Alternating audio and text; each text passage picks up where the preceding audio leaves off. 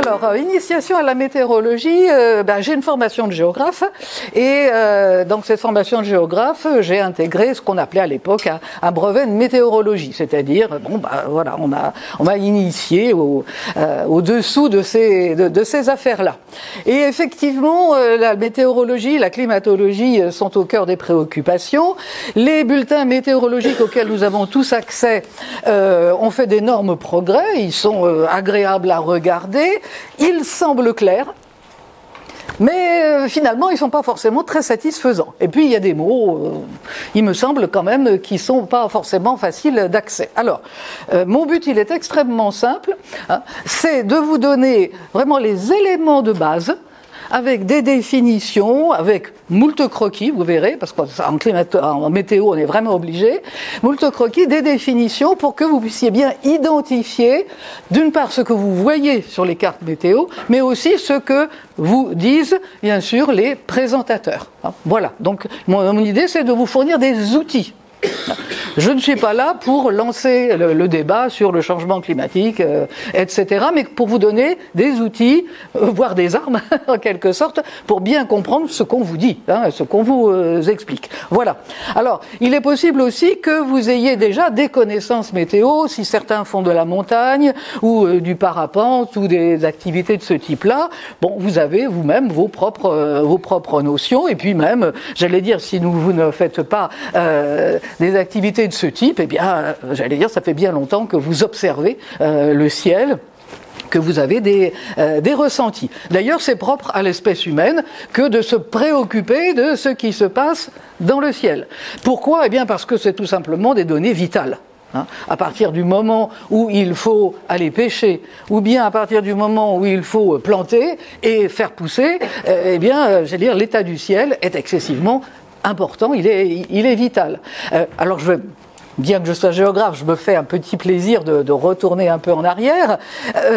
La météorologie, le mot même d'ailleurs, est fort ancien, il est d'origine grecque et Aristote, au IVe siècle, avant Jésus-Christ, publie, façon de parler, écrite en tout cas, écrit sur les météorologiques. Voilà. Alors le mot météore, donc c'est un mot grec qui désigne tout ce qui vient du ciel. Voilà. D'ailleurs, dans le vocabulaire actuel, on utilise encore ce terme de météore, à ne pas confondre avec météorite, bien évidemment. Météorite, ça vient aussi du ciel, mais c'est solide. Voilà. Petit mais solide. Voilà donc pour un petit peu ce préambule. Alors, donc nous avons un long passé d'observation météorologique derrière nous en tant qu'humanité, et pour essayer de comprendre quelque chose, les humains ont observé et ils ont essayé de comprendre. Alors c'était pas évident du tout de comprendre, d'où toute une mythologie qui se rapporte à la météorologie, bien évidemment. Et c'est resté parmi nous, sous la forme de dictons, de proverbes, d'expressions, et même notre vocabulaire de tous les jours. Il pleut. Qui c'est qui pleut ? Qui c'est ce il ? Pourquoi c'est pas elle ? Pourquoi c'est pas ça ? Pourquoi c'est pas ça pleut ? Le il c'est Jupiter, ou Zeus. C'est gréco-romain. Voilà, ça nous est resté et depuis, c'est voilà, il pleut et on peut pas faire autrement. On va pas changer nos habitudes langagières. Donc voilà, nous sommes imprégnés de cette météorologie. À partir de quel moment est-ce qu'elle devient une science ? Eh bien, à partir du moment où se mettent au point, grâce à des inventeurs, des moyens de mesurer ce qui se passe dans l'atmosphère. Tant qu'on n'a pas de moyens de mesurer, on en reste à l'observation, la plus, soigneuse possible, mais on reste à l'observation et surtout, on n'arrive pas à avoir des explications. Les initiateurs de ces instruments de mesure, on les trouve en Europe à partir du XVIIe siècle. Il y a un précurseur que vous connaissez bien, c'est Galilée. Galilée, on le connaît bien sûr pour l'astronomie, mais il a posé les bases aussi du principe du thermomètre. du baromètre, c'est-à-dire de la pression atmosphérique. Il pose le principe, mais il ne va pas plus loin. Bon, il a son champ d'action dans l'astronomie, il a de quoi faire pour prouver ne serait-ce que la rotation de la Terre. Mais ce qu'il a écrit est repris par la Société académique de Florence, et en 1643, l'un de ses savants, on peut le dire, en 1643, l'un de ces savants, lui, met au point une expérience au sens vraiment scientifique du terme. Il s'appelle Monsieur Torricelli, et il met en évidence le poids de notre atmosphère terrestre. Il la met en évidence en utilisant ce métal si particulier, puisqu'il est à l'état liquide, le mercure. Alors, je ne vous refais pas l'expérience, mais en tout cas, elle est probante. La colonne d'air que nous avons au-dessus de la tête est pesante, c'est certain. Elle a un poids, elle exerce sur nous une pression qui équilibre une colonne de mercure. Donc, grosso modo, l'expérience, on a une cuve avec du mercure, on a un tube rempli de mercure au départ, on va dire qu'il a 1 mètre de haut, il est rempli à bloc de mercure, donc mercure ici, mercure là, et on le renverse dans la cuve. Et, aux surprises, il ne se vide pas. Il ne se vide pas. Ici, le mercure est présent. Et là, donc il y a 1 mètre de tube, et là, il y a 760 mm. Alors à l'époque, on n'est pas dans le système décimal, on est dans les pouces et les je ne sais quoi. Bref, mais en tout cas, bon, ramené à aujourd'hui, ça donne ça. Alors qu'est-ce qu'elle veut dire, cette expérience? Eh bien, elle veut dire que ici, il y a une pression qui équilibre cette colonne, puisque tout le mercure n'arrive pas à descendre. Voilà. Donc ça, c'est vraiment la découverte fondamentale, l'expérience probante, et on va voir que, bien sûr, la pression atmosphérique, ça va être notre base de travail, bien évidemment. Donc, à partir de là, on commence à avoir un instrument de mesure.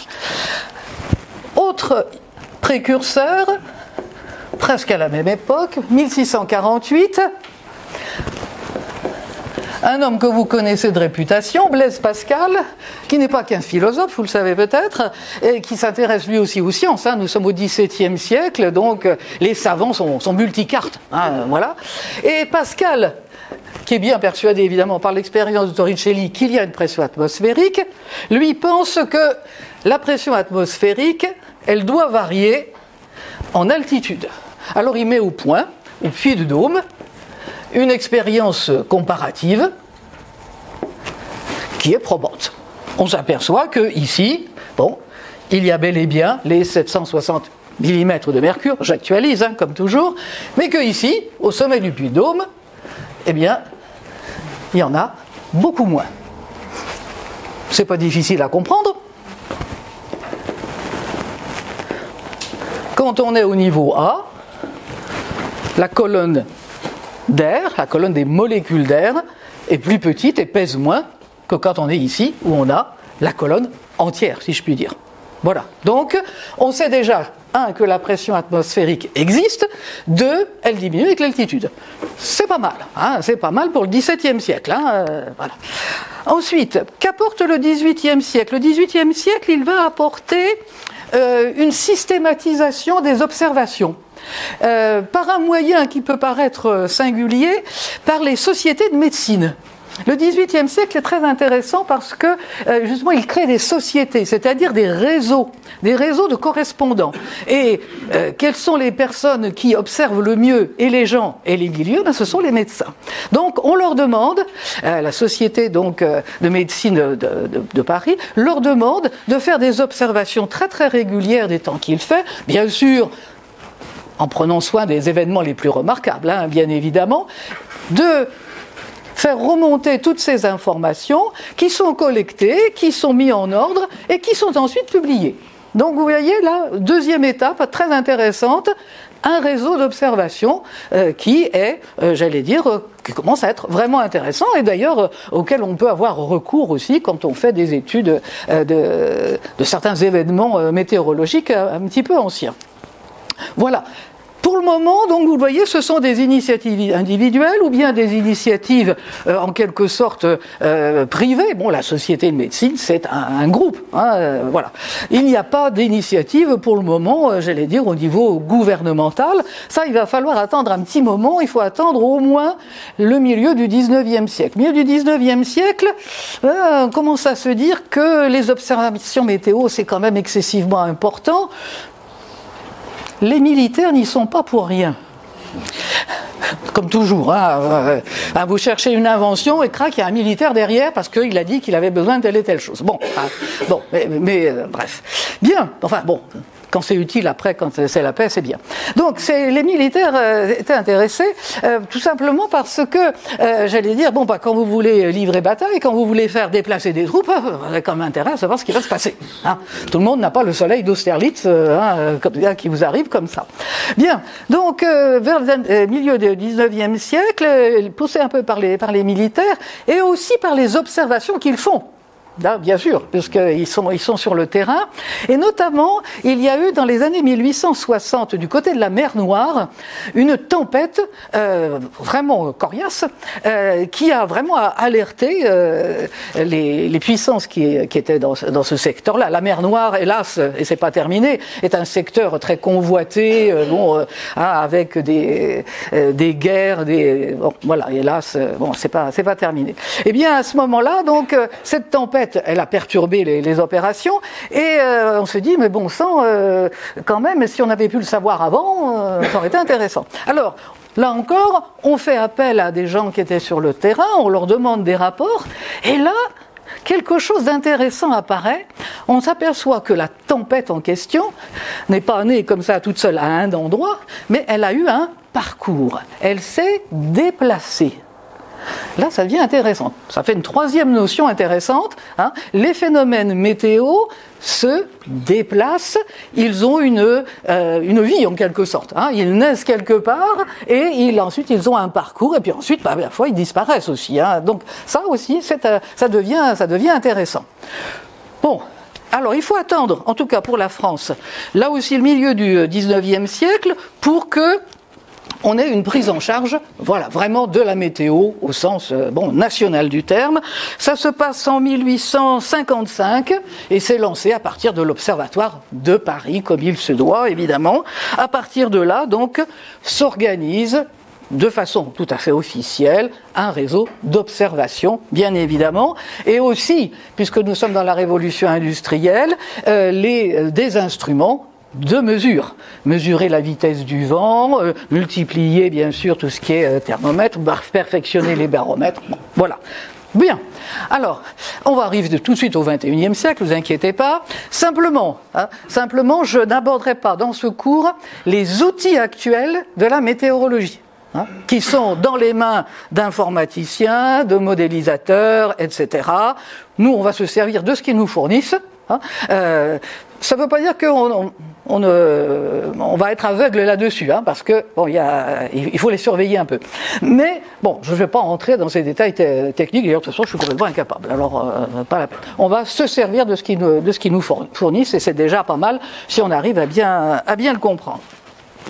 Voilà, bon, pour vous mettre un petit peu dans l'ambiance, on va entrer donc dans la météorologie du XXIe siècle avec une définition. Allez, préparez vos cahiers si vous avez prévu. Alors, la météorologie, c'est une science de la description et de l'explication. Voilà. Il s'agit de décrire et d'expliquer les principaux processus, décrire et expliquer les principaux processus de l'évolution de l'atmosphère. Décrire et expliquer les processus d'évolution dans l'atmosphère. Alors pourquoi les décrire et les expliquer? Eh bien tout simplement pour comprendre les changements de temps. Voilà. Quel temps va-t-il faire? Pour entrer là-dedans, eh bien il va falloir entrer dans ce domaine-là. Maintenant, eh bien, je vais suivre les intitulés que j'ai fournis à l'UTRA. Voilà, nous allons aborder la première partie. Diable, ça n'a pas l'air de s'effacer bien facilement, ça, cette affaire-là.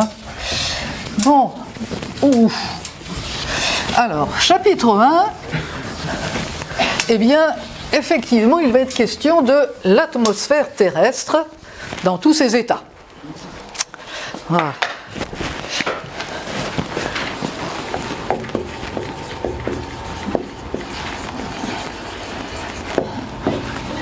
Alors, vous pouvez l'écrire dans tous ses états si vous voulez. Il y a la version un peu plus scientifique avec donc ses caractéristiques, si vous préférez quelque chose de plus sérieux. Mais dans tous ces états, c'est pas mal non plus. Voilà. Et ses caractéristiques. Alors, première caractéristique, déjà, il va falloir un petit peu essayer de se représenter cette atmosphère. Parce que nous avons beau y vivre, c'est pas facile de se la représenter à une autre échelle que notre échelle humaine, qui est quand même un peu petite par rapport au globe terrestre. C'est une enveloppe gazeuse. Voilà. Une enveloppe gazeuse dont la composition de base, ma foi, est presque toujours la même. Donc, une enveloppe gazeuse avec une composition qui est toujours la même pour la nature des gaz, ou presque. Alors, le plus présent, c'est l'azote, à 78%, de l'oxygène, bon, heureusement pour nous, 21%, et puis ensuite, eh bien, ça se répartit avec des gaz dont on n'entend presque jamais parler, comme l'argon, 0,2%, pardon, 0,2%, l'hydrogène, 0,1%, et puis une petite nuée aussi de gaz rares, le néon, le krypton, etc. Bien, bon, ça, on le note et puis c'est tout. Ce qui nous intéresse, c'est que à l'intérieur de cette enveloppe gazeuse, il y a deux autres éléments qui vont nous intéresser beaucoup. C'est bien sûr le gaz carbonique, ou dioxyde de carbone, comme vous voulez, et l'humidité, la vapeur d'eau, c'est-à-dire l'eau sous forme gazeuse. Voilà. Et ça, ce sont les deux variables. Ça, sur à peu près 30 km d'altitude, on a la même composition. On est tranquille, entre 0 et 30 km, on a tout ça. Plus donc le dioxyde de carbone et de l'H2O, mais alors là, les pourcentages, on va voir que ça varie énormément. Est-ce qu'il y a d'autres gaz présents ?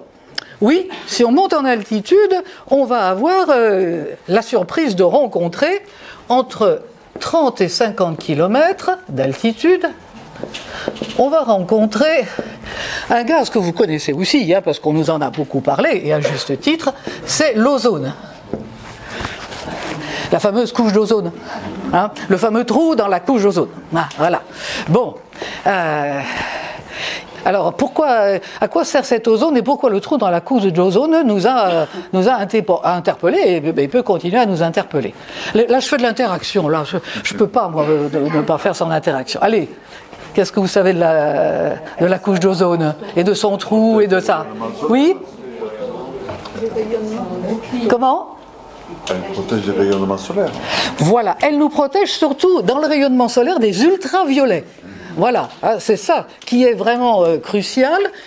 L'ozone fait barrière, il y a une réaction chimique spécifique par rapport aux ultraviolets.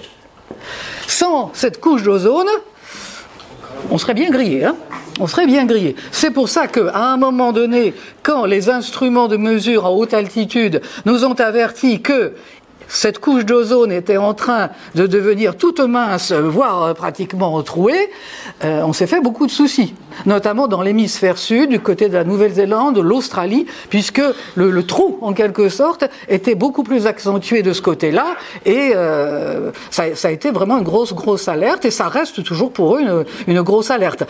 Juste un petit détail pour vous montrer quand même l'importance. Quand on est en Nouvelle-Zélande, en Australie, et qu'on se cherche une crème solaire, vous avez 3 km de rayon. Voilà, il y a les crèmes solaires, je veux dire, c'est gigantesque. Voilà. Et on fait très attention aux enfants. Les enfants, ils ont 2 sortes de maillots de bain. Les maillots de bain pour la mer, pour l'extérieur, et les maillots de bain de piscine. Ils ne sont pas les mêmes. Voilà. Comprenez bien que ceux de mer sont, j'allais dire, beaucoup plus couvrants. Voilà. Donc c'est pour vous dire qu'on est dans des choses tout à fait sérieuses et essentielles. Voilà. Donc, à notre altitude, en quelque sorte, là où nous sommes, ces gaz-là, plus le dioxyde de carbone et l'H2O, entre 30 et 50 km, l'ozone bienfaitrice qui nous protège des ultraviolets. Et puis en cherchant bien, il y a un peu d'ammoniac qui se promène, des gaz sulfureux, c'est pas très grave. Et puis petit à petit, cette atmosphère terrestre, elle se dilue. Petit à petit, les molécules sont de plus en plus rares et jusqu'à disparaître. Mais il y en a encore qu'on peut repérer à 1000 km de la Terre quand même. Il y a quelques molécules quand même comme ça qui arrivent à s'égarer très loin. Bon, on va les laisser là où elles sont. C'est pas notre sujet, surtout c'est pas notre préoccupation. La partie qui va bien sûr nous préoccuper, c'est celle qui est la plus proche de nous. D'ailleurs, c'est celle où il se passe le plus de choses, bien évidemment. Alors là, je vais utiliser le tableau à craie, voilà, pour que vous ayez... Ah oui, là, vraiment... Bon, on se prend un coup de jeune tous ensemble, c'est bien ça. Bon, alors, on va s'intéresser à ce qu'on appelle la troposphère. Alors, qu'est-ce que c'est que la troposphère? C'est la première couche, donc là, on a le sol, voilà, et puis on a une première couche, dont l'épaisseur est en moyenne 12 km. Voilà, c'est la première couche, c'est la troposphère.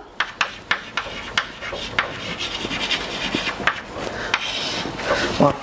Dans cette troposphère, donc, se situe le maximum des molécules dont j'ai parlé. Voilà. C'est ce qui fait l'essentiel d'ailleurs du poids de la fameuse colonne de mercure de M. Torricelli. Alors, j'ai dit 12 km en moyenne parce qu'on observe une variation notable selon la latitude où on se trouve. Et ça, il faut le retenir parce que ça a des conséquences. 12 km, c'est pour nous. C'est pour le 45e, 50e parallèle. Quand on descend en latitude, c'est-à-dire quand on se rapproche de l'équateur, la limite de la troposphère remonte jusqu'à presque 16-18 km. Par contre, si on va vers le nord, si on va vers les pôles, eh bien, elle est beaucoup plus basse, elle est à 6-8 km à peu près. Voilà. Donc, retenir que cette couche gazeuse, cette couverture gazeuse, eh bien, n'est pas régulière à la surface de la Terre. Cette couche gazeuse est un peu aplatie, en quelque sorte, vers les pôles, et a tendance à gonfler au niveau des tropiques et de l'équateur. La limite supérieure, qui est facilement identifiable, s'appelle la tropopause.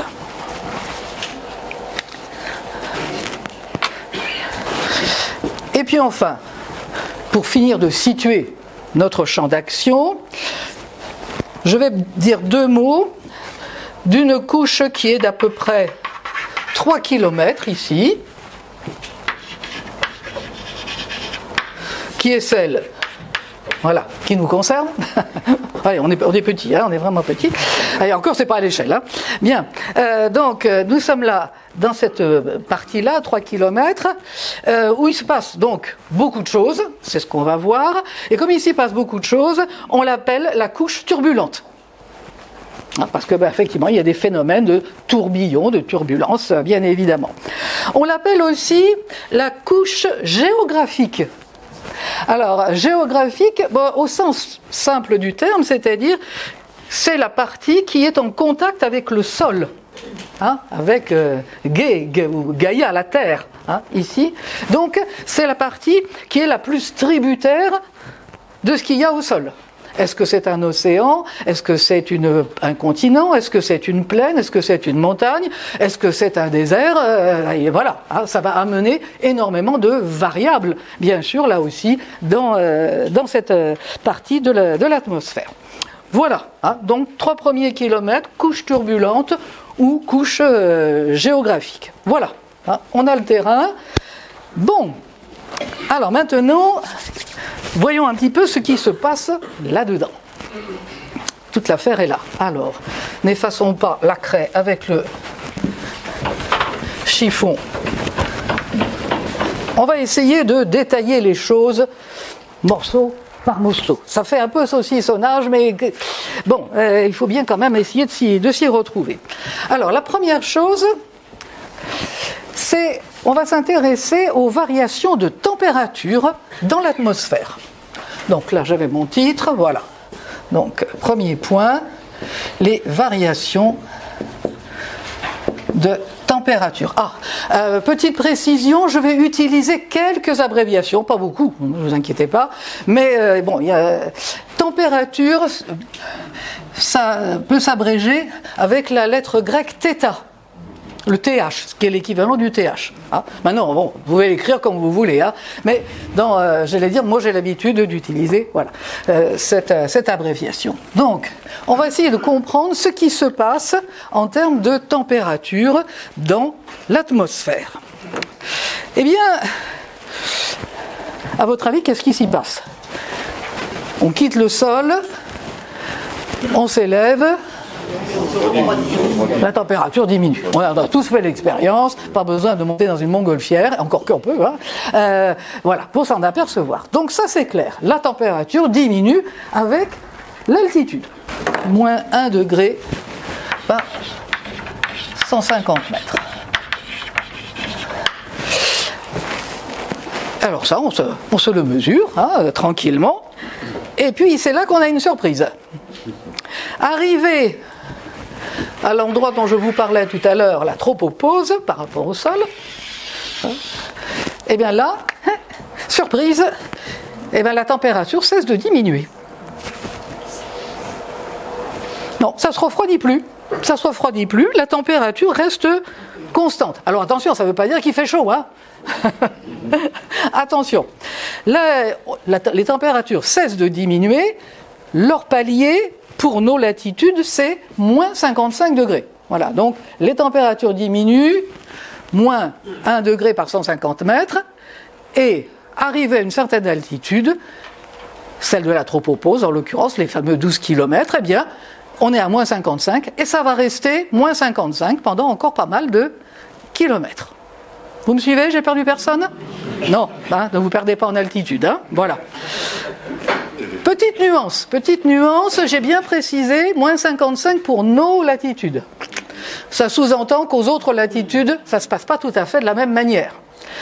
La tropopause, on a vu, n'a pas la même altitude, mais vous allez avoir une surprise. Parce que, contrairement à ce à quoi on pourrait s'attendre, la température minimale qu'on atteint par exemple au pôle est moins minimale que celle qu'on atteint à l'équateur. On aurait tendance à penser le contraire. Le pôle c'est froid, donc c'est là qu'il va faire le plus froid, même en altitude. Eh ben non. Voilà, l'atmosphère c'est comme ça. Il y a des choses, on peut s'y attendre, il y en a d'autres. On est exactement dans ce qu'on n'attendait pas. Donc, aux latitudes tempérées, moins 55 degrés au niveau de la tropopause. Au niveau des pôles, eh bien, l'inversion de température, enfin la cessation de la diminution de température plutôt, eh bien ça se stabilise à moins 45. C'est relativement plus chaud. Enfin, la température c'est relatif, voilà. Par contre, à l'équateur, eh bien, la fin de la diminution de la température s'arrête à moins 80. Voilà. Voilà ce que réservent les petites surprises de l'atmosphère quand on commence à naviguer dedans. Cette température se stabilise donc vers 30 km et pendant 20 km, ça ne change pas. Ça ne change pas. Du coup, cette tranche de 30-50 km, on l'appelle la couche isotherme. Hein, isotherme, même température. Hein. Donc, alors, mettons, je reprends le croquis, mais je vais changer un petit peu d'échelle. Là, on est à 0. Là, on est à 30. Là, on est à 50 km. Voilà. Donc là, on a une stabilité.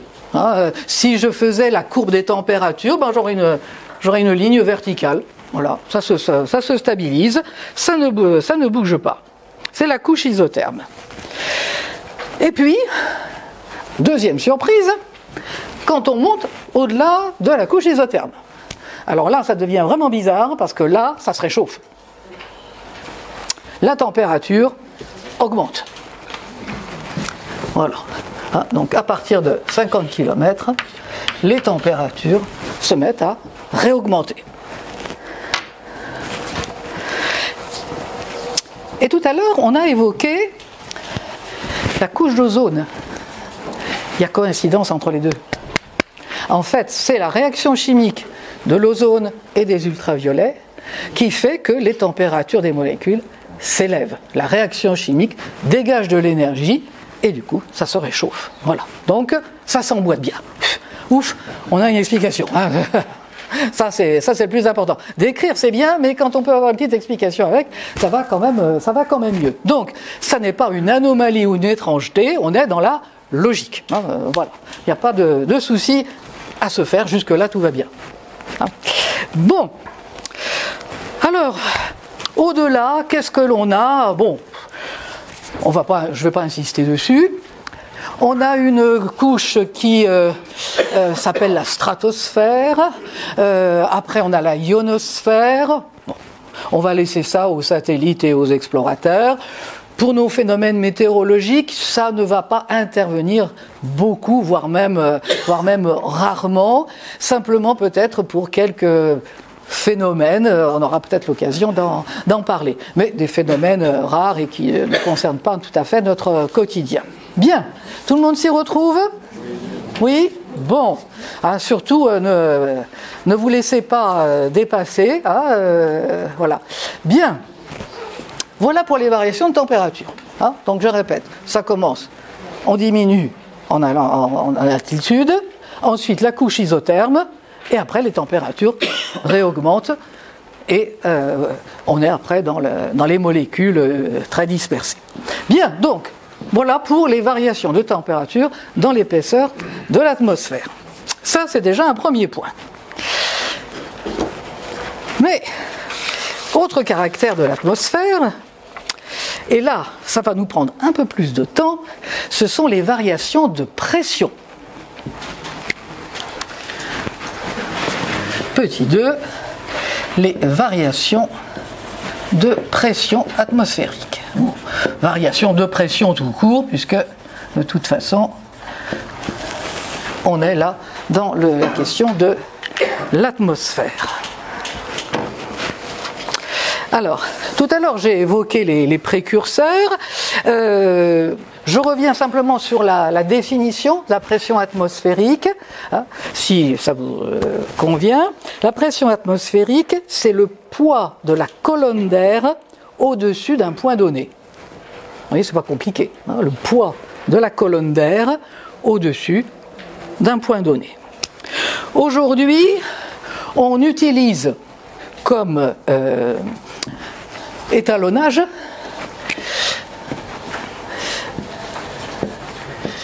non plus les millimètres de mercure, parce que c'est pas très pratique. On est passé à un système décimal. Donc on va parler de millibars. Bar, hein, c'est le radical qui évoque la pression atmosphérique, hein, le fameux baromètre.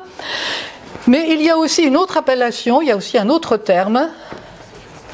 Donc millibars.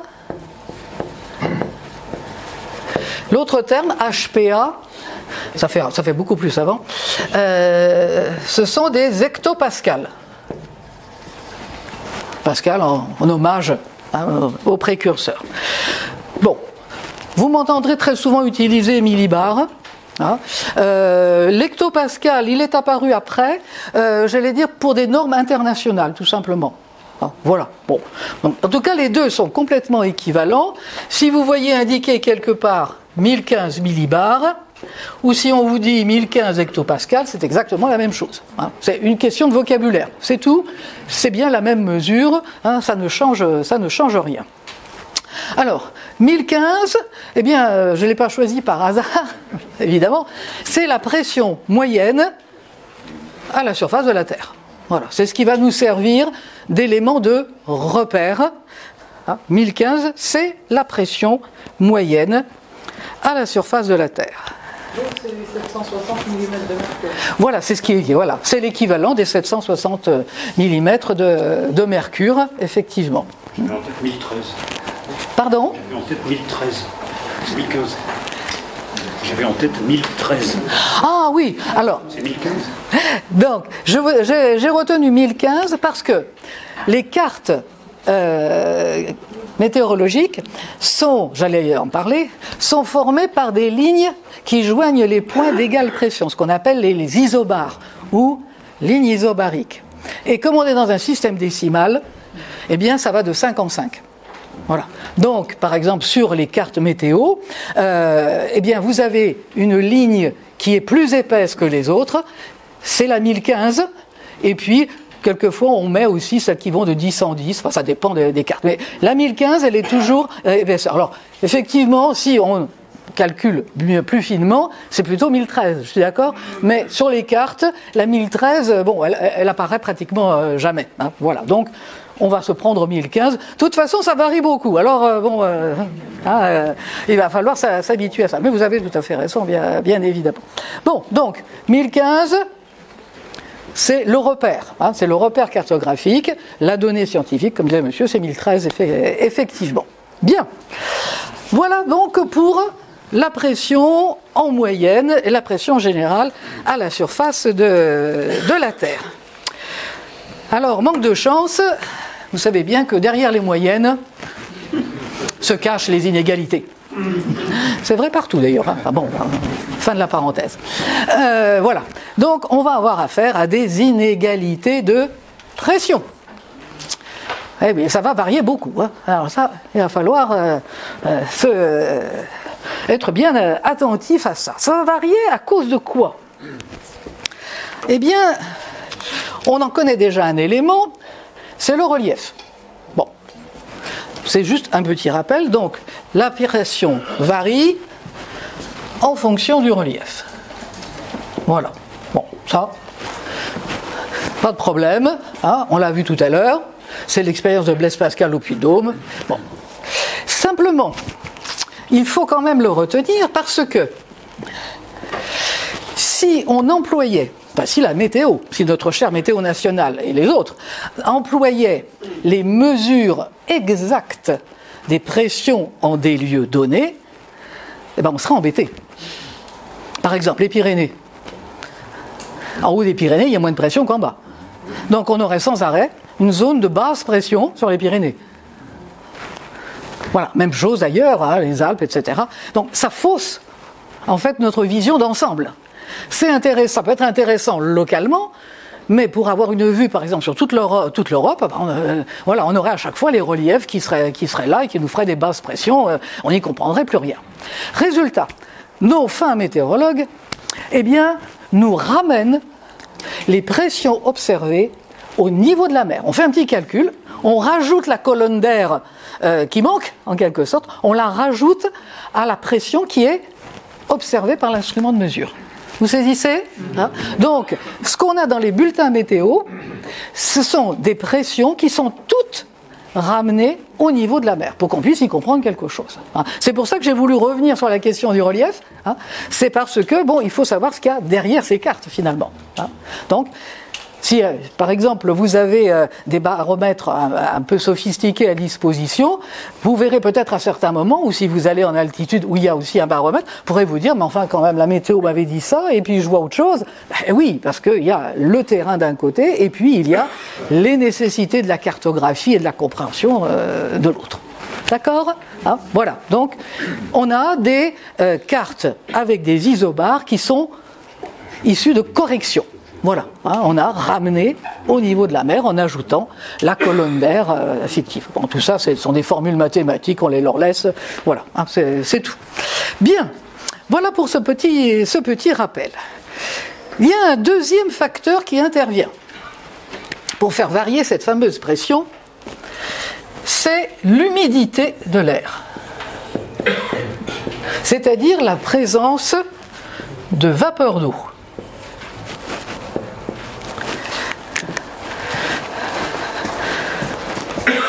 Alors, ça va marcher dans quel sens, ça ? Eh bien, contrairement à ce qu'on peut penser, eh bien, un air humide est plus léger qu'un air sec. C'est embêtant, hein ? C'est très embêtant. Alors, l'air humide est plus léger que l'air sec. Là encore, ce que nous croyons être notre bon sens, enfin, généralement on en a quand même un peu, ce que nous croyons être notre bon sens est mis en défaut. On a envie de se dire, bah oui, mais alors s'il y a beaucoup de molécules d'eau, ça va forcément être plus lourd. Ben non, je suis désolé, non. Un air humide est plus léger qu'un air sec. Voilà. Tout simplement parce que, je vais utiliser quelques images, hein, parce qu'on n'est pas là pour faire un cours de chimie. Les molécules de vapeur d'eau sont très légères et elles écartent les autres, en quelque sorte. Il faut bien qu'elles prennent leur place. Hein. Elles écartent les autres et donc elles ont un effet de ce qu'on appelle dissipation.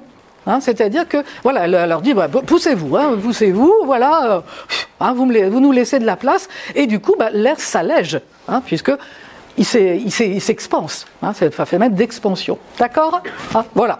J'ai utilisé une image, hein, pour que ça soit à peu près compréhensible. Hein, voilà. En tout cas, que ça puisse se retenir. Et puis, il y a le troisième paramètre, c'est bien sûr la température. Alors, qu'est-ce qui est plus lourd ? Un air froid ou un air chaud ? Allez. Alors, l'air froid est plus lourd ? Oui, vous avez gagné. Ah, vous avez gagné. L'air froid est plus lourd que l'air chaud. Voilà.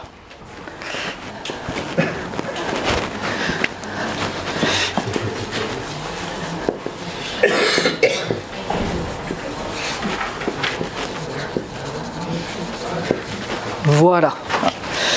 Alors pourquoi ? Eh bien parce que, je reviens à ce que je vous disais tout à l'heure, des molécules de gaz qui sont échauffées ont tendance à, d'abord s'agiter, et puis à prendre de la place. Elles s'expansent, voilà, et du coup, évidemment, la colonne d'air est plus légère. Voilà. Donc vous voyez que sur ce fond des variations de pression qu'on va aborder, se jouent donc déjà au moins ces trois paramètres, le relief, mais bon ça on le met de côté puisqu'il y a des corrections, mais il va falloir tenir grandement compte de l'humidité et des températures. Hein. Voilà, donc il va falloir y aller tranquillement, hein, mais sûrement. Voilà pour donc introduire ces variables. Alors maintenant, on va voir, et là vous allez retrouver quelque chose de familier, on va voir maintenant quel paysage, si l'on peut dire, les variations de pression nous offrent. Hein. Alors, j'ai mis petit 2 les variations de pression, donc là on a vu les facteurs. Donc, on va voir maintenant les variations de pression, on va les visualiser. On va essayer de les visualiser. Les variations de pression, donc on va tâcher de les visualiser. Et on va d'abord les aborder en plan, c'est-à-dire vu d'au-dessus. Vous allez retrouver donc les fameuses cartes avec les courbes isobariques. Bien, donc vous êtes familier de ces courbes isobariques qui font des ronds, des lignes, etc. Et puis au milieu, on met des lettres.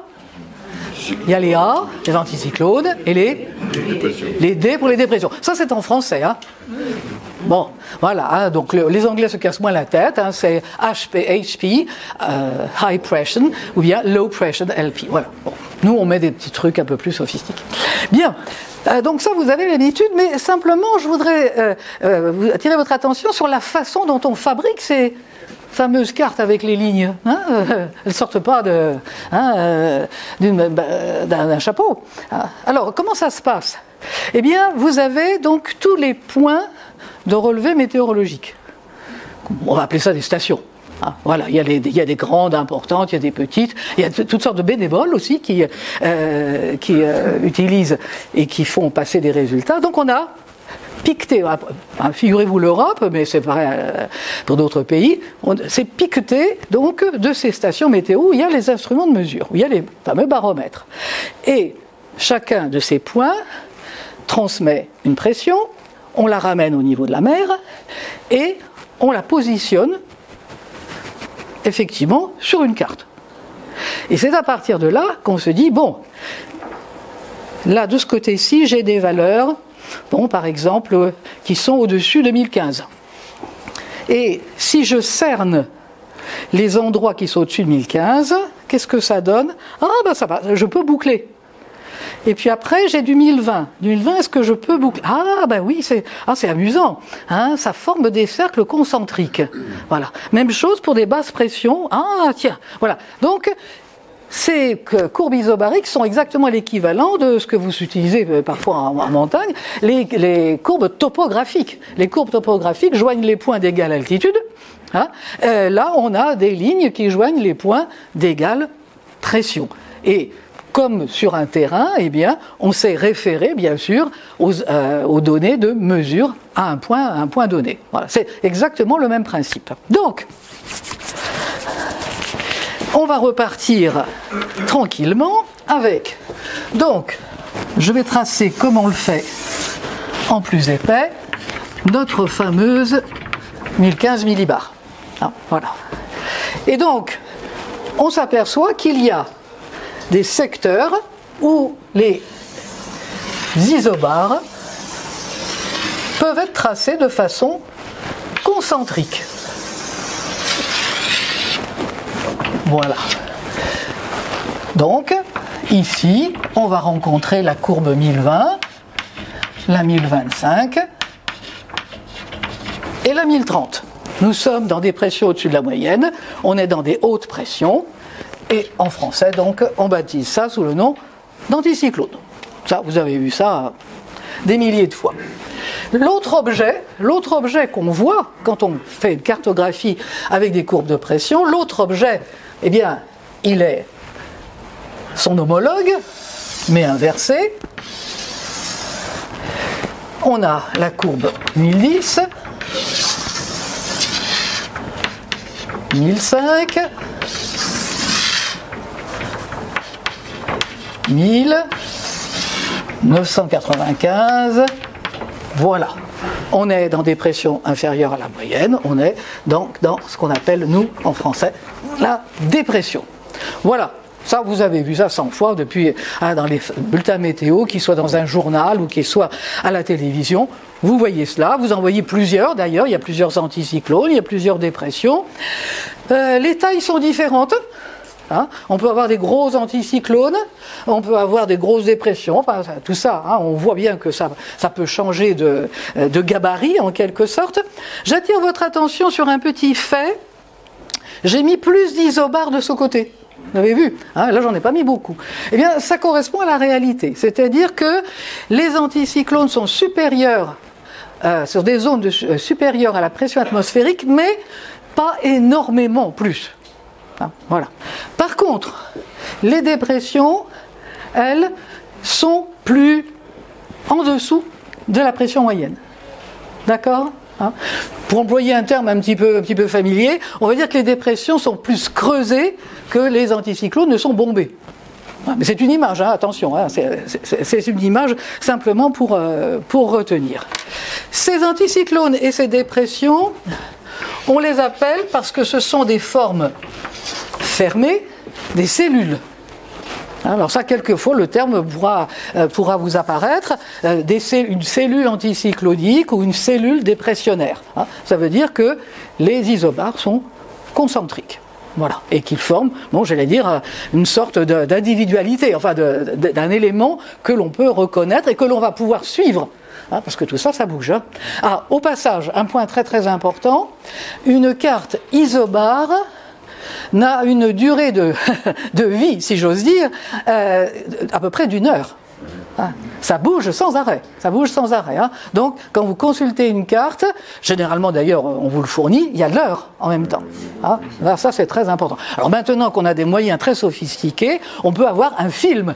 Hein, un film où l'on voit l'anticyclone ou la dépression se déplacer ou bien se rétrécir ou se gonfler. Hein, voilà. Mais, je répète, c'est valable uniquement à un instant T. Hein, à T+1, voilà, il s'est déjà passé plein de choses. Voilà. Donc ça, ce sont les données de base, c'est le fond de toutes les cartes météorologiques. Hein. Et vous comprenez maintenant pourquoi ça a de l'importance. Et, j'allais dire, on va garder ce fond, en quelque sorte, tout le temps. Hein. Je vais parler d'autres phénomènes, mais il faut savoir qu'ils sont inclus, tous ces phénomènes-là, par-dessus tout ça, et ils interagissent, bien évidemment, entre les deux. Alors, on va aller un petit peu plus loin que ces simples anticyclones et dépressions, parce qu'il y a quand même d'autres petites choses qui apparaissent sur des cartes météo. Vous pouvez avoir un endroit avec des hautes pressions, mais avec des isobars qui ne vont pas former pour autant une cellule, un ensemble concentrique. On peut avoir une forme de ce type-là. On peut avoir des isobars qui, à un moment donné, vont être supérieurs à la moyenne. Par exemple, là, je vais avoir 1025, 1020. Voilà, c'est pas fermé, vous voyez, hein, c'est simplement un endroit. Hein. Alors, par allusion ou par symétrie, enfin pas symétrie, mais oui, un peu par allusion à ce qui se passe sur un terrain en topographie, on appelle cela parfois une crête isobarique.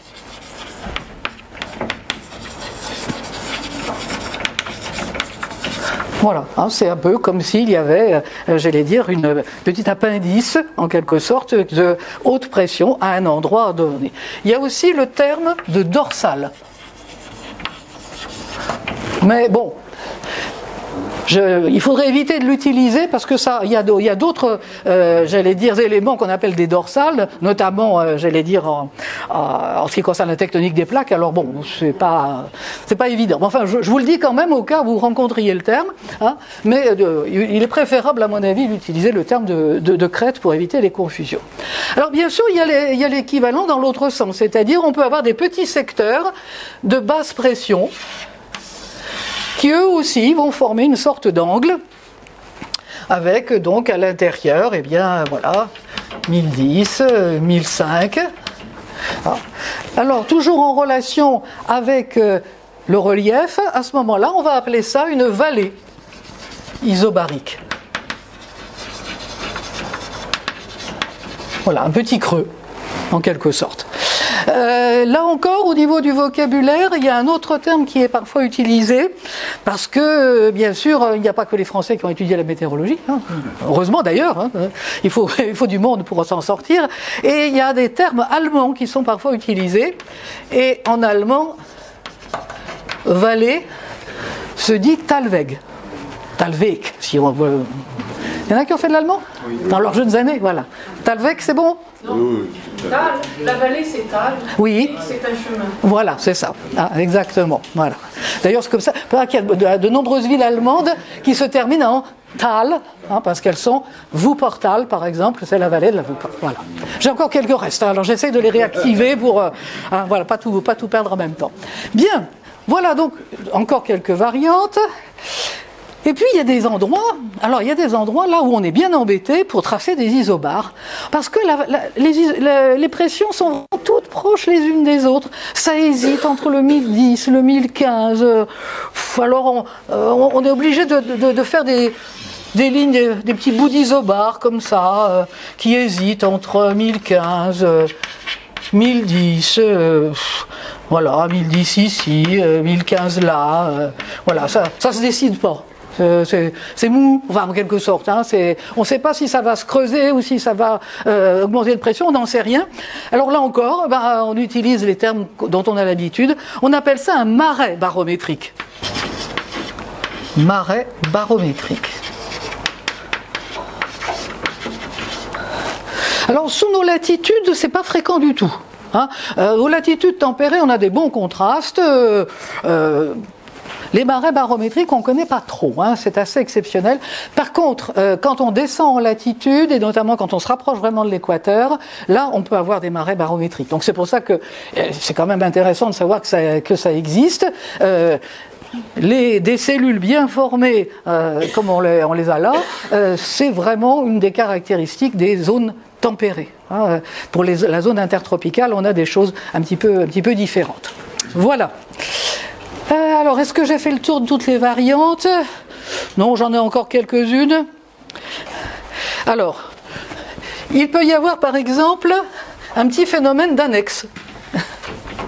Voilà. C'est vrai pour les dépressions, c'est pas vrai pour les anticyclones. Enfin, moins vrai. Voilà. Une dépression peut avoir une espèce de tentacule en quelque sorte. Hein, voilà, ça s'appelle une dépression secondaire. Voilà, on peut avoir. Généralement, elles sont de très courte durée, mais là encore, hein, tout ce que je suis en train de tracer au tableau, ça prend des dimensions sur des milliers de kilomètres. Hein. Donc cette petite chose-là, elle peut faire 100 km. Bon, sinon, il y a éventuellement ce qu'on appelle un col isobarique. C'est par exemple quand on a deux anticyclones, l'un à côté de l'autre, et entre les deux, eh bien, la pression est constante, comme en montagne. Hein, vous avez deux sommets, et puis vous avez un col pour passer de l'un à l'autre. Et là, d'un anticyclone à un autre, on a une zone de pression constante, en quelque sorte, et on appelle ça un col aussi isobarique. Voilà, col barométrique. Bon, on va laisser ça. Je crois que là, c'est déjà pas mal. Hein, on a fait une bonne revue de tous les cas possibles. Bien. Je vais aborder quand même une petite idée, parce qu'au cas où vous auriez la question. Bref, ça c'est au sol, hein. On est bien d'accord. C'est en plan, c'est vu là, c'est le report des stations au sol. Hein. Seulement on a vu, hein, l'atmosphère c'est épais quand même. Hein. Alors, que deviennent ces objets en altitude? Ah oui. Eh bien on les repère quand même.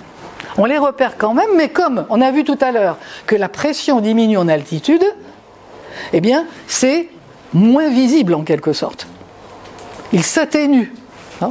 Donc, quand on monte, mettons,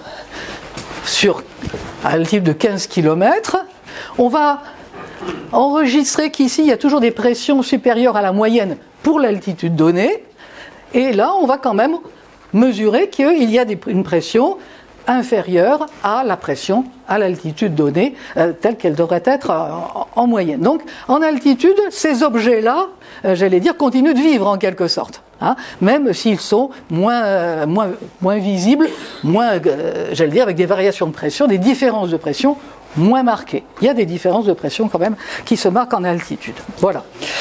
On peut les repérer jusqu'à combien ? Pas tout à fait l'anthropopause quand même, hein. Mais jusqu'à 5-6 km d'altitude, oui, 8 km éventuellement, là encore, ça fait partie des variables. Mais au-delà de l'anthropopause, non, là on ne peut plus les mesurer. Bien, alors voilà pour donc ces fameux objets de pression et leurs variantes. Et on va arriver au quatrième point. Alors, dans les données météo, qu'est-ce qui nous intéresse? la température, le vent. Ah bah oui. Le vent. Les vents et la pression atmosphérique. Comment ça se passe entre les deux? Bon, s'il y a inégalité de pression dans donc, cette enveloppe gazeuse, ça va générer inéluctablement des déplacements d'air. Et dans un premier temps, toujours en se disant, oui, c'est un peu comme le relief de la Terre, on va se dire, alors d'un côté il y a des hautes pressions, de l'autre côté il y a des basses pressions, le vent, il fait peut-être comme l'eau, du haut vers le bas.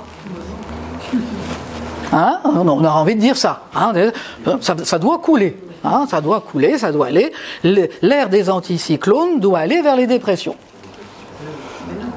Bon, on part de ce principe-là, et on va aller interroger nos stations météo, qui ont aussi les anémomètres, hein, pour avoir les forces du vent, les directions du vent, etc.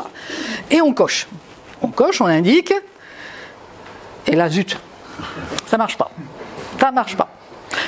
on n'a pas de vent perpendiculaire aux isobars. Ça serait tentant, hein, ça nous faciliterait bien la vie, hein, d'avoir des vents comme ça, là, tac, qui traversent direct, que ce serait pratique. Eh ben non, les stations météo nous disent, non, ça se passe pas comme ça. Alors, comment ça se passe? Là, je vous livre donc les observations. On est dans la description. Eh bien, quand on ajoute les directions des vents, eh bien, ça donne la chose suivante. On s'aperçoit que les vents... Ah, non, là, la couleur est mal choisie. Je vais mettre du rouge, hein, parce que vous allez avoir du mal à les distinguer. Voilà. On s'aperçoit que les vents sortent bien des anticyclones, mais ils sortent en prenant une direction oblique par rapport aux isobars. Et on observe donc qu'il y a un mouvement tournant. Donc, les vents s'échappent de l'anticyclone, ça c'est sûr, mais ils ne le font pas en direct sur les dépressions, ils le sont obliques et ils ont un effet de rotation dans le sens des aiguilles d'une montre. C'est bon? Voilà ce que nous disent les stations, voilà ce que nous disent les relevés. On n'y peut rien, là, il va falloir faire avec. Hein. Il va falloir faire avec. Et puis, au niveau des dépressions, qu'est-ce qui se passe? Eh bien, les vents rentrent dans les dépressions, vont vers le cœur de la dépression. Mais là encore, ils n'y vont pas directement. Ils n'y vont pas perpendiculairement aux isobars. Ils entrent dans les dépressions en oblique et dans le sens contraire des aiguilles d'une montre. Ah, voilà. Donc dans l'anticyclone, ça tourne et ça s'échappe dans le sens des aiguilles d'une montre. Dans les dépressions, ça tourne et ça rentre, mais dans le sens contraire. C'est pas embêtant, hein. Et si je vous dis que dans l'hémisphère sud, c'est l'inverse, là, ça va devenir un peu délicat. Mais on va y arriver, hein, on va y arriver. On va savoir pourquoi. Hein. Mais notez-le, hein, dans l'hémisphère sud, c'est l'inverse. C'est l'inverse. Ça a bien étudié les météorologues d'ailleurs, hein, parce que bon, on a l'habitude que l'hémisphère nord donne le modèle à tout le monde, etc., etc. Hein, raté, c'est l'inverse dans l'hémisphère sud. Bon, alors voilà la réalité. Voilà la réalité et comment eh bien, on va s'en sortir pour l'expliquer, cette réalité. Bon, première idée, on se dit, bon, évidemment les vents ne peuvent pas aller directement des anticyclones aux dépressions, ils ne peuvent pas aller tout droit. C'est peut-être qu'ils sont gênés parce qu'il y a la surface de la Terre. Il y a des montagnes, des forêts sur des montagnes. Hein. Tout ça, ça les contrarie, donc ils sont obligés de... ouais, enfin bon, ça explique pas tout. Puis alors au-dessus des océans, ça explique rien du tout. Hein. Alors là, on est fichu, hein, ça marche pas. Donc la question du frottement du sol rugueux, Bon, ça n'a pas tellement d'impact, hein. Franchement. Ça peut avoir un impact, par contre, énorme au niveau local, hein, bien évidemment. Hein. Si on étudiait les vents à une échelle locale ou régionale, là, on verrait apparaître beaucoup de choses. Mais là, à l'échelle où nous sommes, non. Alors, il va falloir chercher autre chose. Alors, pour peut-être me faire comprendre, bon, on va imaginer qu'on part en avion, de préférence. Hein, voilà. Il fait froid ici, on se prend un moyen long courrier, hein, carrément. Bon, vous n'êtes pas à 140, mais enfin bon, voilà, on va faire avec. On prend donc un avion, un pilote, deux même, hein, un copilote aussi, et on va lui dire, bon écoutez, là on en a marre, il fait froid, il fait pas beau, on n'est pas bien. L'avion, 3 ou 4 heures de vol, plein sud. Hein, vous pouvez vous mettre en pilote automatique d'ailleurs, hein, vous mettez plein sud, vous avez la boussole, tranquille, on y va. C'est pas mal. Hein, c'est pas mal. Où est-ce qu'on peut espérer arriver comme ça? Hein? Oui, c'est vrai. Ah oui, mais bien sûr qu'il y a un piège. Hein. Mais enfin, bon, jouons le jeu. On pourrait arriver quelque part en Afrique. Hein, carrément, le golfe de Guinée, les plages du Sénégal. Hein, c'est pas mal, hein, vous êtes d'accord, hein, plein sud, hein, le Sénégal, la Côte d'Ivoire peut-être, enfin quelque chose comme ça. Bon, donc on dit au pilote, allez, on y va. Et au bout de 3-4 heures, on dit, bon alors là, vous allez atterrir. Et le pilote vous dit, non mais vous vous moquez de moi, vous avez vu en dessous ce qui se passe? Ah bah oui, ça va pas du tout. En dessous, c'est l'océan. Ah bah oui, c'est l'océan. Pourquoi? Eh bien oui, parce que pendant que nous sommes en train de prendre du bon temps dans cet avion, eh bien la Terre est en train de tourner. Et donc les repères au sol ont complètement changé. C'est pour ça que la cartographie des vents est contrariée en quelque sorte. Voilà. Ça, c'est un phénomène assez bizarre. Alors je vais refaire encore un croquis. Ah, vous allez en manger des croquis, hein, ça. Mais on ne peut pas faire autrement, hein, franchement. Hein. On va essayer de résumer ça. Bien. Alors, allez, carrément, un globe terrestre. Avec le pôle nord ici, l'équateur et le pôle sud, voilà. Ah, bon, c'est patatoïde, hein. Je sais, mais la Terre est patatoïde, hein, vous savez. Voilà, bon. Alors, notre avion tout à l'heure, voilà, il est parti, la boussole a marqué droit vers le sud. Et c'est bien ce qu'il a fait, l'avion. Seulement, pendant ce temps-là, là, c'est aussi l'est, enfin, c'est pas seulement l'équateur, c'est aussi l'est. Pendant ce temps-là, la Terre a tourné. Elle tourne d'ouest en est.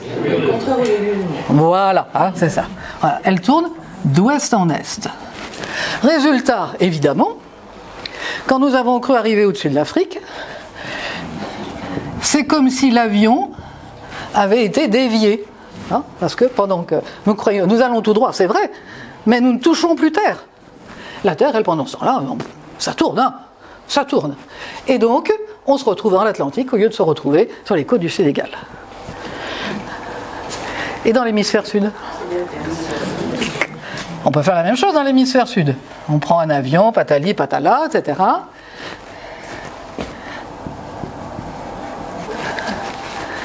Eh oui, hein, oui, parce que la Terre tourne bien dans le même sens dans l'hémisphère sud que dans l'hémisphère nord. Non, ça fait pas. Non. Hein? Ah, ça me rappelle des minuteurs là de cuisine. Hein? Non, les deux moitiés tournent bien dans le même sens. Hein? Hein? Voilà. Hein? D'accord? Hein? Bien. Hein? Je pense que maintenant vous allez avoir un peu plus d'estime pour ceux qui font les cartes aériennes. Hein? C'est pas si évident que ça. Hein? C'est pas si évident que ça. Bien, donc voilà. Nous avons notre explication. Voilà pourquoi, donc, on n'a pas, j'allais dire, une circulation aussi simple qu'on pourrait le rêver. Ce phénomène-là, il faut le quantifier. il faut pouvoir le mesurer. Je viens de parler des trajets aériens, par exemple, mais il y a toutes sortes de cas de figure, et puis il y a ne serait-ce que, justement, les nuages, par exemple, il y a toutes sortes d'objets qui sont au-dessus du sol et qui sont soumis à cette déviation apparente. C'est une déviation apparente, hein, mais c'est une déviation quand même, parce que par rapport au repère du sol, de toute façon, ça coince. Alors, ce que je viens de dessiner là, eh bien, on lui a donné un nom, c'est la loi de Coriolis. Voilà. C'est la loi de Coriolis. Alors, l'énoncé est très facile, hein, il se voit là-dessus. Toute particule ou corps en mouvement dans l'atmosphère, toute particule ou corps qui est en mouvement dans l'atmosphère est dévié sur sa droite dans l'hémisphère nord, est dévié sur sa droite dans l'hémisphère nord, et sur sa gauche dans l'hémisphère sud. Et sur sa gauche dans l'hémisphère sud. Ouf! Voilà, ça c'est fait. Hein. Bon, c'est peut-être le moment le plus déroutant de toute cette affaire, mais il faut vraiment commencer à penser le globe terrestre comme ça, et tout ce qui se passe dans l'atmosphère en liaison avec cette problématique-là. Alors, pour faire des calculs, j'allais dire, les physiciens introduisent une notion, ils traduisent en quelque sorte cette loi de Coriolis, qui est une constatation en fait, hein, ils la traduisent par une force. Donc quand on veut faire des calculs, on introduit cette pseudo-déviation comme une force. J'irai pas plus loin. Ah, voilà. Mais sachez donc que ça joue un rôle vraiment très très important, effectivement, dans tout ce qui est la circulation dans l'atmosphère. Hein. Et plus d'ailleurs on a des engins qui sont rapides, par exemple, ben plus j'allais dire le calcul doit être minutieux et doit être bien sûr parfait. Voilà. Donc la question des vents. Hein. Donc retenez bien. Bon, on va rester dans notre hémisphère nord. Hein. Voilà. Donc les vents entrent dans les dépressions dans le sens contraire des aiguilles d'une montre, ils sortent des anticyclones dans le sens des aiguilles d'une montre. Voilà, ça, c'est une règle intangible. Une chose à ajouter, comme tout à l'heure, je vous ai dit, les anticyclones et les dépressions, qu'est-ce qu'ils deviennent en altitude ? Que deviennent les mouvements de l'air en altitude ? Ah oui, parce que là, on est au sol. Hein, qu'est-ce qui se passe un petit peu plus haut ? Alors, un petit peu plus haut, on constate que tout cela fonctionne selon ce qu'on pourrait appeler des échanges, tout simplement. Alors, on va installer le sol. Voilà, hein, donc maintenant on passe, hein, on coupe, hein, bien sûr. Donc, un anticyclone, une dépression, les vents sortent des anticyclones et vont vers les dépressions. Alors, mais ça va s'arrêter là, hein, parce qu'à côté, évidemment, il y a d'autres dépressions, d'autres anticyclones, et il va bien falloir caser tout ça. Notamment ici, où les vents sont convergents. On a bien vu. Ils sont convergents, à un moment donné, il va bien falloir qu'il se passe quelque chose. Et bien, tout simplement, l'air va remonter. On a un mouvement ascendant. Au niveau de l'anticyclone, si les vents se dispersent en arrivant au sol, c'est qu'ils sont affectés d'un mouvement vertical descendant. Et, pour compléter le tableau, en altitude, on a le trajet inverse. Voilà. Hein, et on a un cycle. Hein, donc dans le sens vertical, hein, on a des mouvements dans l'atmosphère aussi, bien évidemment, mais des mouvements descendants dans les anticyclones, des colonnes descendantes et des colonnes ascendantes dans les dépressions. Et en altitude, eh bien, il y a un échange qui se fait. Voilà. Donc ça c'est extrêmement important. Hein. Cette circulation, j'allais dire, est vraiment à la base de beaucoup de phénomènes. On aura l'occasion de s'en servir. Hein. Donc retenez bien, là, on a ascendance ici, et on a descente. Il n'y a pas descendance. Hein. Tout d'un coup, je me dis, il y a un truc, non, descendance, ça ne va pas. Ah, on a une descente d'air. Ah, voilà. Et là, on a une ascendance. Ah, les météorologues sont un peu normands. Ça dépend. Je vous l'ai dit tout à l'heure. Ça dépend de la latitude où nous sommes. Ça dépend de la nature des masses d'air. On va le voir. Il y a une session où il sera question des masses d'air, parce que vous pouvez avoir des masses d'air au sol qui sont d'une certaine nature, par exemple en termes de température, d'humidité, et puis vous pouvez avoir une incursion en altitude d'une masse d'air qui aura d'autres caractères. Voilà. Donc je ne peux pas vous répondre en une seule fois. Hein, j'allais dire, c'est extrêmement variable. Hein. On verra les cas de figure. Hein, on verra qu'on peut identifier, fort heureusement, des situations. C'est d'ailleurs comme ça que les météorologues arrivent à faire des prévisions, parce qu'ils ont enregistré des situations qui se répètent, ce qu'on appelle des modèles. Ils fabriquent ce qu'on appelle une modélisation et ils l'appliquent, j'allais dire, jour après jour, heure après heure, par rapport à ce qu'ils voient. En ce moment, les modèles, j'allais dire, quelquefois, ils se trouvent un petit peu embarrassés, justement. Mais bon, ça, comme dirait Kipling, c'est une autre histoire. Hein. Mais bon, vous voyez que là, je renvoie à tout ce qu'on nous dit sur le réchauffement climatique, etc. Hein, l'idée, là, ces outils que j'essaye de vous donner, j'allais dire, ils sont là pour mieux comprendre tout ce qui se passe à une autre échelle. Voilà, donc pour cette question des vents dans ces cellules barométriques. Oui.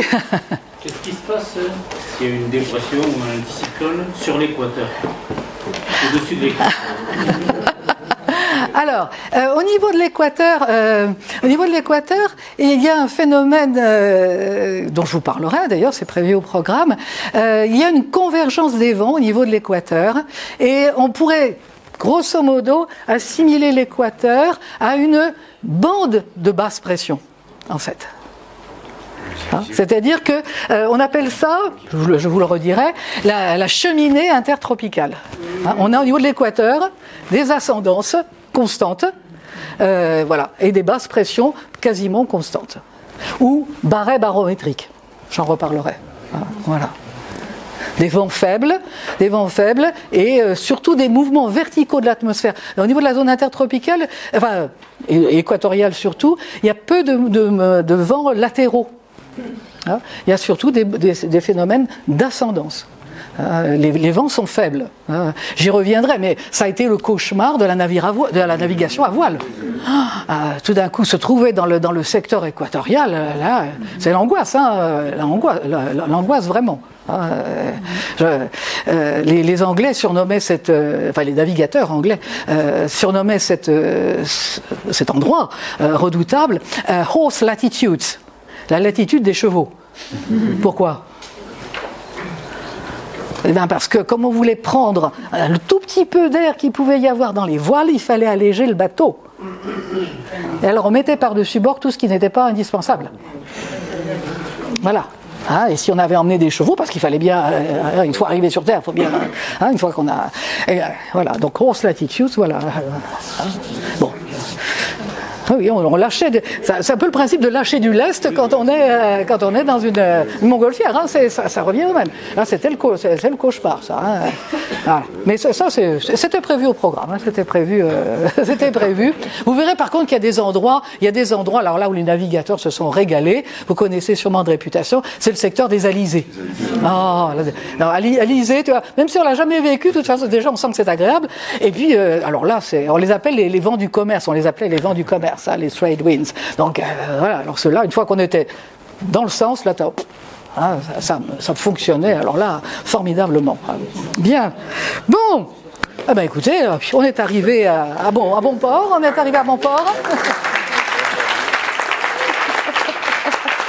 Si cette vidéo vous a plu, vous pouvez nous rejoindre à l'Université du temps libre de Tarbes et de Bigorre à l'adresse utl-tb.info.